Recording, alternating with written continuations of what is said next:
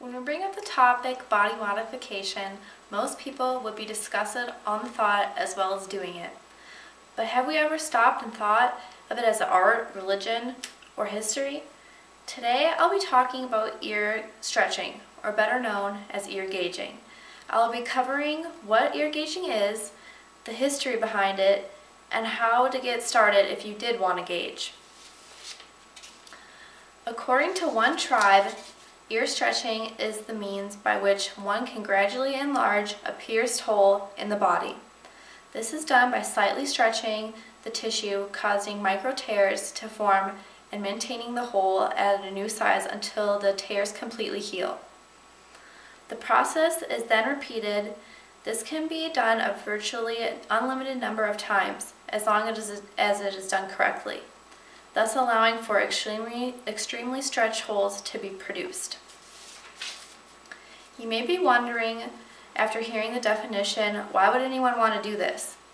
It could be just for the fashion or the look of it, but what most people don't know is gauging has been going on for years.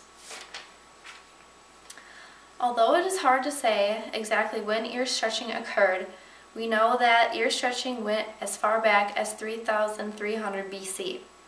The oldest mummified body, according to Wikipedia.com, discovered to date that of Otis the Iceman, which was found in an Italian glacier. This mummy had a stretched ear of somewhere between 7 to 11 millimeters. Another popular icon that had stretched ears was the Buddha. Also from Wikipedia, the Buddha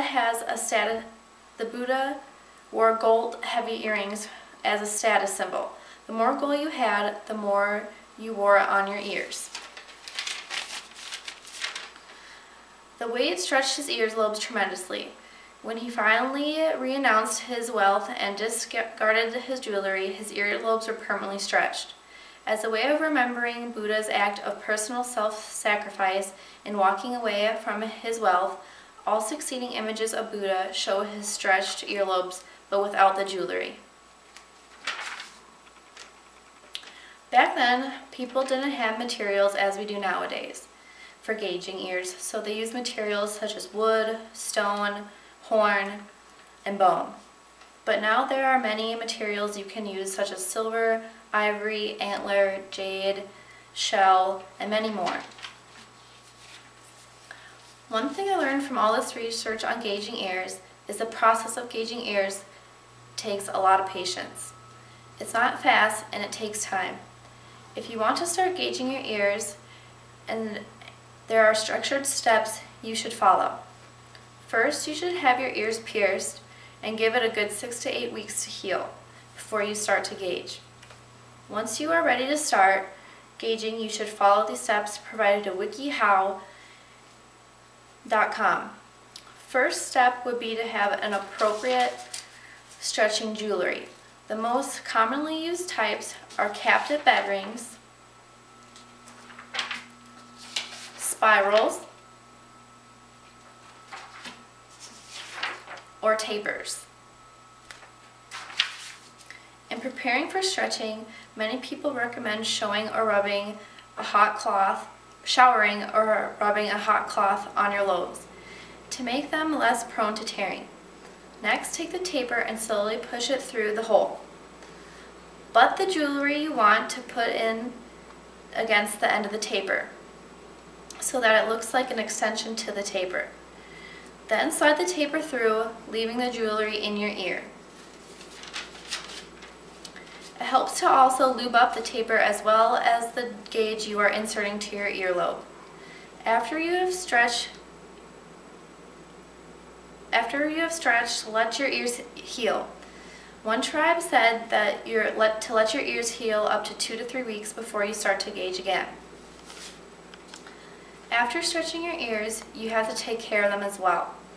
One tribe's website recommends that you let your lobes relax a few hours a day.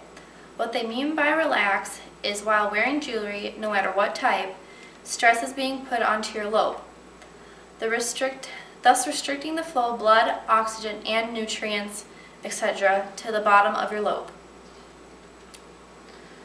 It also causes the lobe to thin out, and it could become irritated as well. So when you let them relax, you are letting the blood and oxygen go back into your lobes. Also, from One Tribe, they recommend 3 methods to heal fresh stretches. One would be to sea salt soak. Sea salt soak is the most important and best thing that you can do to heal fresh stretches. To perform a sea salt soak, first dissolve 1 teaspoon of salt in 1 cup of warm water. Then submerge your ear in the solution for about 10 to 15 minutes. This should be done 2 to 3 times a day. The next method is Dr. Bronner's soaps. They are considered to be the highest quality soaps available to care for a fresh stretch. The last method is antibacterial/antimicrobial soaps, such as Satin and Probin, are both highly qualified generic soaps that will do well. Dial and Samonol soaps should be avoided. They are just too strong. If gauging is something you would be interested in, you should go to a professional and get advice from them. If you do not do this carefully, many bad things can happen, such as your earlobes tearing, which does not sound like anything we would want to go through. Personally, I would love to get my ears gauged and have every intention to, but I have some roadblocks called my parents in the way. Eventually, I will gauge, and from doing this research and speech, I will take the knowledge that I learned and make sure to get professional help when I do decide to gauge, and so should everyone else.